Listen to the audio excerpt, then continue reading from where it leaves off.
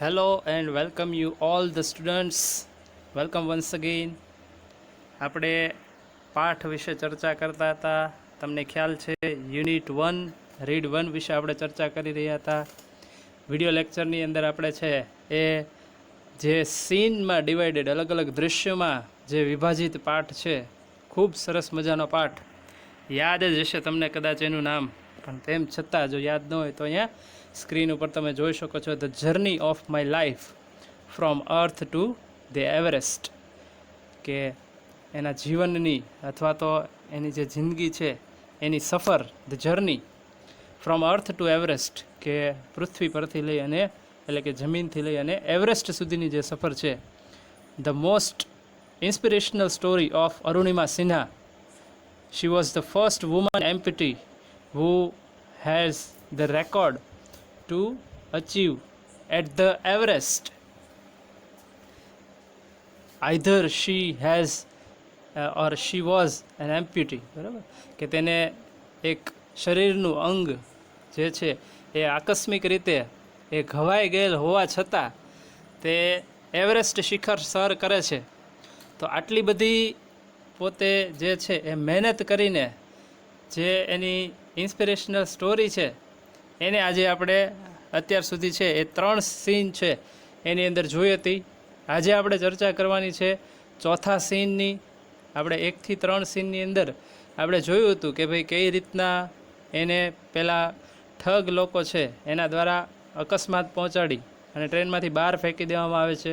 ત્યારબાદ એને એઇમ્સમાં સીન 2ની અંદર આપણે જોયું હતું કે એઇમ્સ એટ દિલ્હી, બરાબર, દિલ્હીની અંદર એઇમ્સમાં એને દાખલ કરવામાં આવે છે. ત્યાં એની સારવાર થાય છે અને ત્યાં the brother in law of Arunima Sinha, એની બહેન હોય છે લક્ષ્મી, એનો પતિ, એ એવું ઇન્સ્પિરેશન એને પ્રેરણા આપે છે કે તું એવરેસ્ટ છે એ ચઢ. તો એની માટેની પ્રેરણા એને પૂરી પાડે છે અને ત્યાંથી એનો ગોલ છે નક્કી થાય છે. ત્યારબાદ સીન 3ની અંદર આપણે બચેન્દ્રી પાયલનો પણ ઉલ્લેખ જોઈએ છીએ કે એને થોડુંક જે છે ઇન્સ્પિરેશન મળે છે અને ત્યારબાદ એ પોતે એવરેસ્ટ શિખર સર કરવાનું પોતાનું સ્વપ્ન છે એને આગળ ધપાવવા માગે છે. તો આટલી વાત છે, આટલી બાબત છે, એની વિશે આપણે અગાઉ વિડિયો લેક્ચરની અંદર છે એ અભ્યાસ કરી ચૂક્યા છીએ. આજે આપણે આ જે પાવર પોઈન્ટ પ્રેઝન્ટેશન છે એના દ્વારા આપણે બહુ સારી રીતના આગળનો જે સીન 4 છે, the climax of our story, એનો અભ્યાસ કરવાનો પ્રયત્ન કરીશું. તો let's begin the story. Read 1, the journey of my life from earth to the Everest. જોઈએ સીન 4 જે છે શું કહેવા માગે છે. તો એ સીન 4 જોતાં પહેલાં આપણે એક બીજી બાબત જોઈએ, story of Arunima Sinha in her on word. કે આજે આખી સ્ટોરી આપણે સમજીએ છીએ એ શું છે, તો કે અરુણિમા સિન્હાની વાર્તા છે ઇન હર ઓન વર્ડ, એટલે કે એના પોતાના શબ્દોમાં. કદાચ તમે એનું જે છે એ અરુણિમા સિન્હાને ઓળખતા જશો અથવા ન જોઈ હોય તો અહીંયા તમે સ્ક્રીન ઉપર જોઈ શકો છો કે Born again on the mountain. બરાબર, કે એનો જન્મ ફરીવાર ક્યાં થયો, તો કે એ પર્વતો ઉપર, હિમાચ્છાદિત પર્વતો છે એમાં એનો ફરીવાર જન્મ થયો. એટલે કે તેની જે ખાસિયત છે અથવા તો તેની સિદ્ધિ છે એ ક્યાંથી હાંસલ થઈ, તો કે આ જે એવરેસ્ટના પર્વતો છે ત્યાંથી એને આ બધી સિદ્ધિ છે હાંસલ થઈ, એને ખ્યાતિ છે ત્યાંથી મળી. જોઈએ હવે આગળ સીન 4 એની અંદર છે આપણે જે બાબત આજે અભ્યાસ કરવાનો છે એની વિશે આજે આપણે ચર્ચા અત્યારે કરીએ. સો સીન 4ની અંદર શું કહે છે. So that I arrived at Everest base camp on 11th April 2013. શું કહે છે? Arrive. Here the word arrive means કે પહોંચે છે, આવી પહોંચવું. એટ એવરેસ્ટ બેઝ કેમ્પ, કે એમનો જે એવરેસ્ટ શિખર સર કરવા માટેનો જે બેઝ કેમ્પ હોય છે એ ત્યાં ક્યારે પહોંચે છે, તો કે 11th April 2013, એટલે કે 11 એપ્રિલ 2013ના દિવસે છે એ પોતાના એવરેસ્ટ શિખર સર કરવા માટેના બેઝ કેમ્પે પહોંચે છે. Near about 2 years had passed since I was thrown out of the moving train. કે જે ઘટના બની હતી, બરાબર, ઘટના તો ન કહી શકાય, પણ એક પ્રકારની દુર્ઘટના જે બની હતી એને કેટલો સમય થઈ ગયો હતો? Near about 2 years had passed, એટલે કે 2 વર્ષનો સમયગાળો વીતી ગયો હતો. શેને? તો કે since I was thrown out of the moving train, કે જે ચાલતી ટ્રેન છે એમાંથી એને ફેંકી દેવામાં આવી હતી પેલા ઠગ્સ દ્વારા, ગુંડાઓ દ્વારા. તો એને લગભગ 2 વર્ષનો સમયગાળો છે એ વીતી ગયો છે. At the camp nobody seemed to know that I had an artificial leg. જો તે બેઝ કેમ્પે પહોંચે છે ત્યાં સુધી કોઈને ખ્યાલ હોતો નથી that she had an artificial leg. At the camp nobody seemed to know, કે કોઈને એવો ખ્યાલ નહોતો, કોઈને એવી જાણ નહોતી that કે I had an artificial leg, કે એને પોતાને કૃત્રિમ પગ છે, બરાબર. આપણી જેમ જે ભગવાને આપેલું જે અંગ છે આપણું એ નથી, પણ એક કૃત્રિમ પગ એને નાખેલો છે, એવું કોઈને પહેલાં ખબર ન હતી.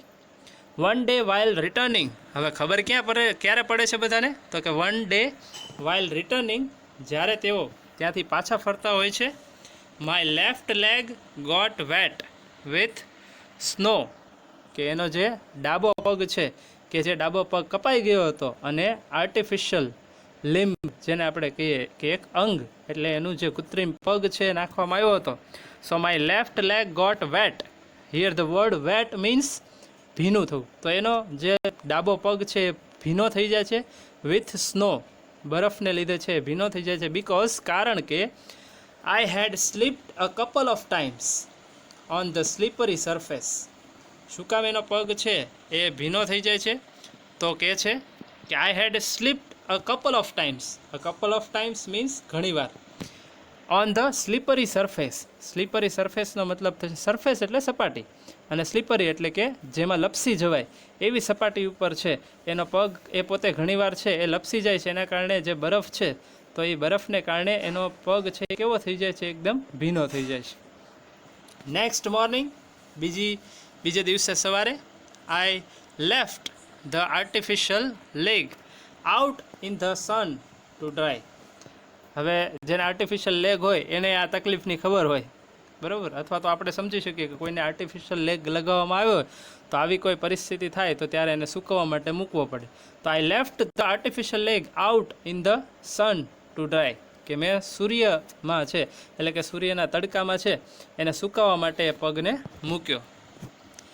એટ ધેટ ટાઈમ, અને એ સમયે, સમ ફોરેનર્સ રિયલાઇઝ ધેટ, અને એ સમયે અમુક જે ફોરેનર્સ હતા, ત્યાં બહારના વિદેશના જે લોકો હતા, તેઓને એવું લાગ્યું કે I head only one leg. ત્યારે એ લોકોને ખ્યાલ આવ્યો કે આ અરુણિમા સિન્હા જે બેઝ કેમ્પ, એવરેસ્ટ ચડવા માટેના બેઝ કેમ્પ માટે આવી છે, તૈયારી એને દાખવી છે, તો એને માત્ર એક જ પગ છે. She had only one leg. After that my TRP soared, કે ત્યારબાદ મારી જે ટીઆરપી છે, ટીઆરપીનો મતલબ થશે ટેલિવિઝન રેટિંગ પોઈન્ટ્સ, કે એનું જે ટીઆરપી છે, સોર્ડ મીન્સ ટુ ઇન્ક્રીઝ, એને જે ટીઆરપી છે એ ધીમે ધીમે વધતો જાય છે. કારણ કે બાકી બધા જે કેન્ડિડેટ્સ હોય છે કે જે એવરેસ્ટ શિખર સર કરવા માટે આવ્યા હોય છે, તો એ બધા બહુ વ્યવસ્થિત હોય છે, એમને કોઈ પણ પ્રકારની શારીરિક ખામી હોતી નથી. પણ જે અરુણિમા સિન્હા છે, she had an one left leg, that is an artificial leg. તો આ રીતની બાબત છે ક્યારે ખબર પડે છે? કે જ્યારે તેઓ 11 એપ્રિલ બેઝ કેમ્પમાં હોય છે ત્યારે આ બાબતનો છે ખ્યાલ આવે છે. ત્યાંથી આગળ જોઈએ વિદ્યાર્થી મિત્રો નેક્સ્ટ પેરેગ્રાફની અંદર. So in the next paragraph here you can say in my final expedition to સાગરમાથા.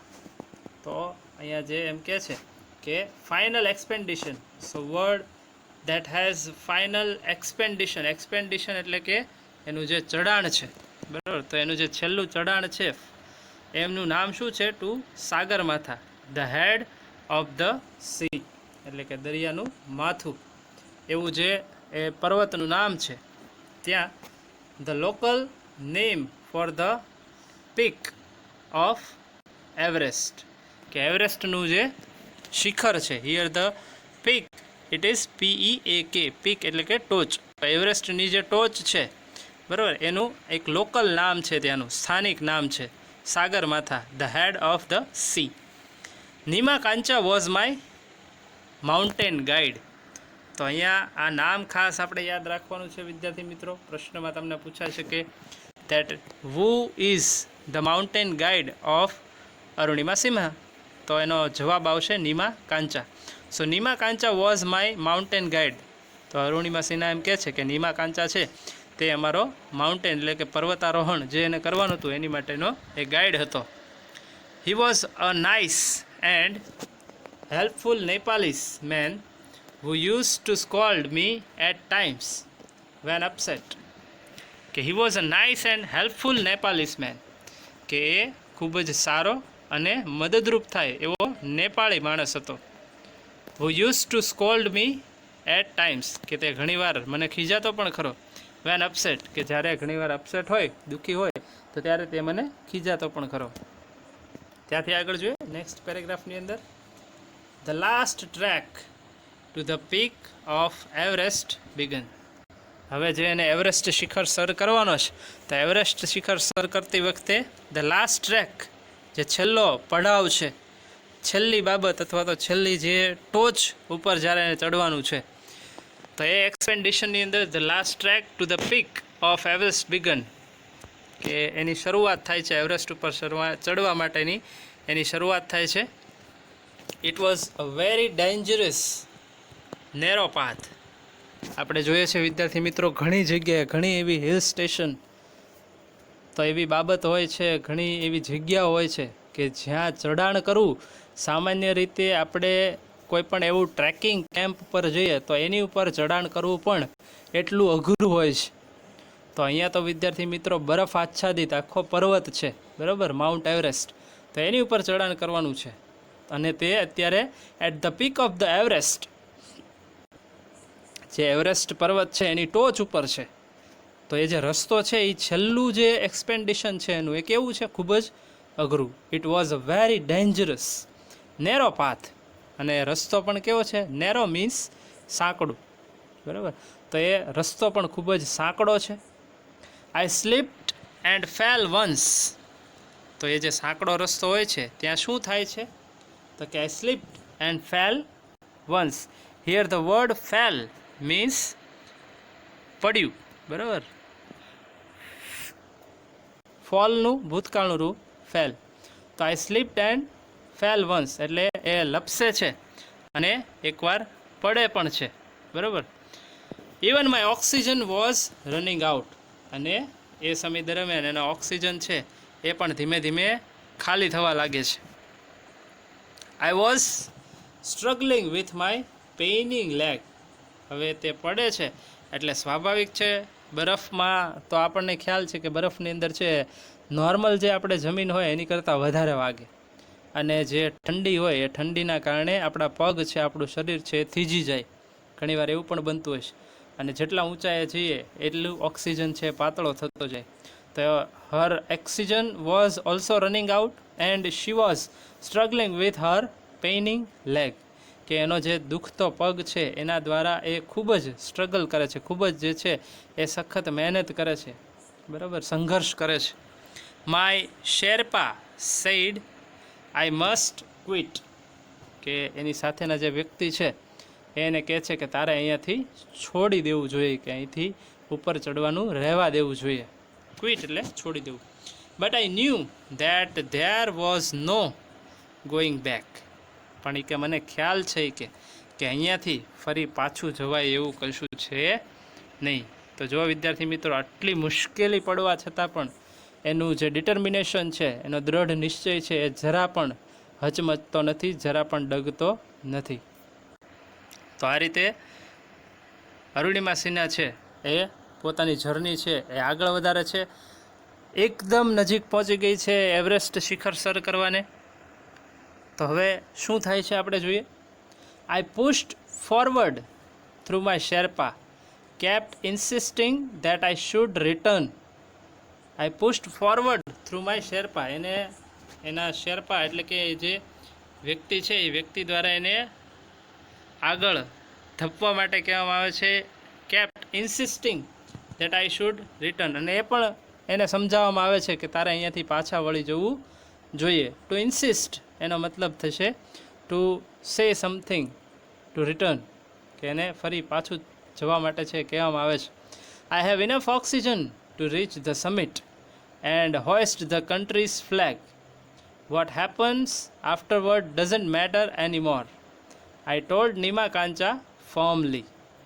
જો કેટલું દ્રઢતાપૂર્વક છે એ આ વાક્ય બોલે છે કે આઈ have enough oxygen to reach the summit, કે પર્વત જે એની ટોચ છે ત્યાં સુધી પહોંચવા માટે મારી પાસે પૂરતો, ઇનફ એટલે પૂરતું, એ પૂરતો ઓક્સિજન છે મારી પાસે. And hoist the country's flag. To હોઇસ્ટનો મતલબ થાય ફરકાવવું, અને જે આપણા દેશનો, આપણા રાષ્ટ્રનો ધ્વજ છે એ ફરકાવવા માટે, અને ત્યાં સમિટ એટલે કે પર્વત ઉપર, ટોચ ઉપર પહોંચવા માટે મારી પાસે પૂરતો ઓક્સિજન છે. What happens આફ્ટરવર્ડ્સ doesn't matter એનીમોર. અને ત્યાર પછી જે થવું હોય થાય, બરાબર. વોટ હેપન્સ આફ્ટરવર્ડ્સ, આફ્ટરવર્ડ્સ એટલે કે ત્યારબાદ. ડઝન્ટ મેટર એનીમોર, કે એનું કાંઈ એટલું બધું મહત્ત્વ છે નહીં, કે પણ હું મારું જે દેશ છે, મારો રાષ્ટ્ર છે, એનો ઝંડો છે ત્યાં ઉપર ફરકાવીશ. આવો જે દ્રઢ નિશ્ચય છે એ એને જણાવે છે. કોને? આઈ ટોલ્ડ નીમા કાંચા ફર્મલી. ફર્મલી એટલે કે દ્રઢપણે. તો અરુણિમા સિન્હા છે દ્રઢપણે નીમા કાંચાને છે આવી વાત છે જણાવે છે. રિમેમ્બર, યાદ રાખો, once none can defeat you until you કન્સીડ.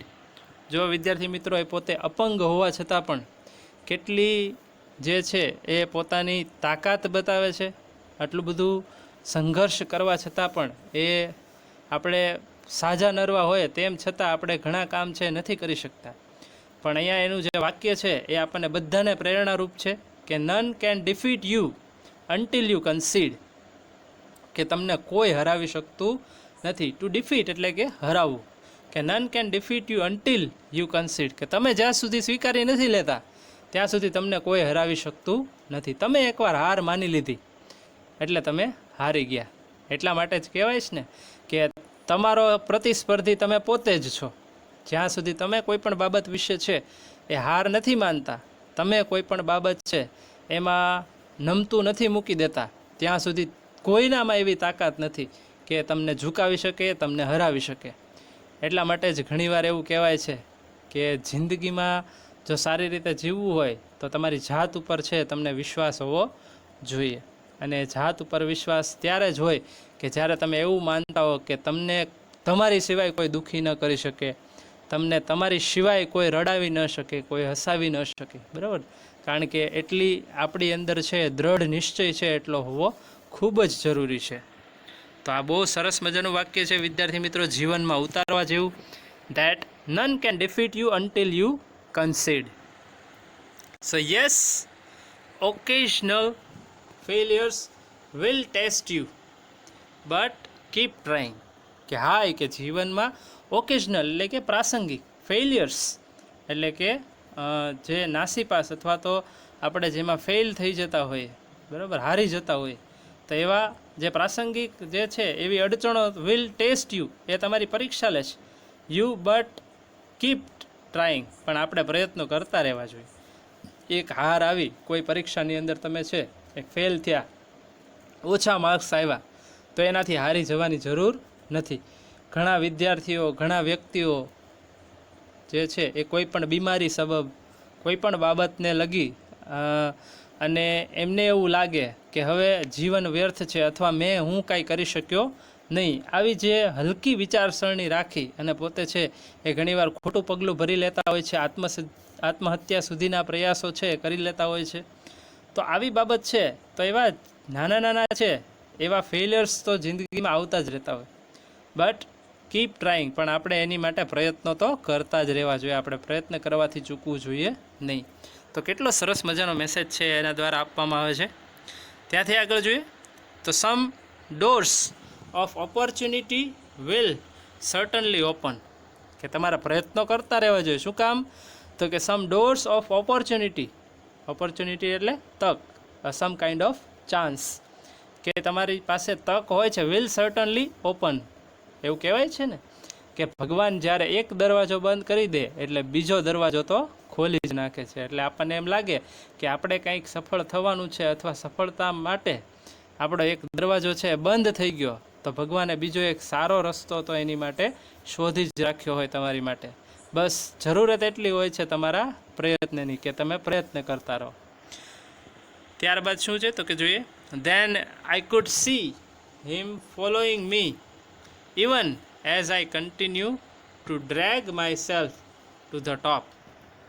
ત્યારબાદ then I could see him, કે હું એને જોઈ શકતી હતી, following me even as I continue to drag myself to the top, કે પોતે ઢસડાતી પોતાની જાતને ઢસડતી છે એ ટોપ સુધી, ઉપર સુધી છે, ટોચ સુધી લઈ જતી હોય છે, એ એને જોતો હોય છે અને ફોલો કરતો હોય છે.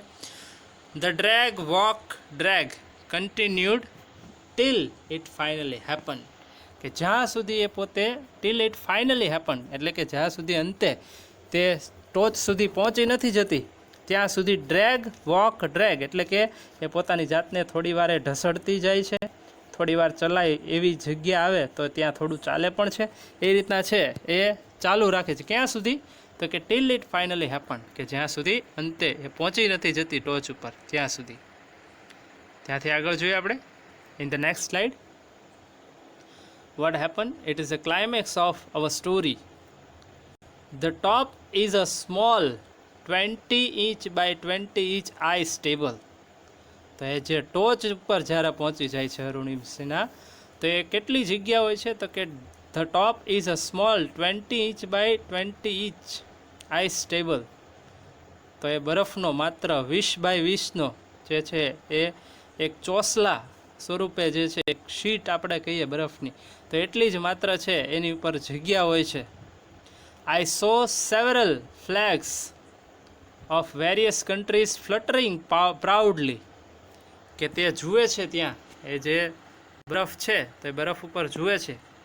આઈ સો સેવરલ એટલે ઘણા, flags of various countries fluttering proudly, કે ગર્વથી એ અન્ય વિવિધ દેશો છે એ વિવિધ દેશોના ઝંડાઓ છે ફરકાઈ રહ્યા છે.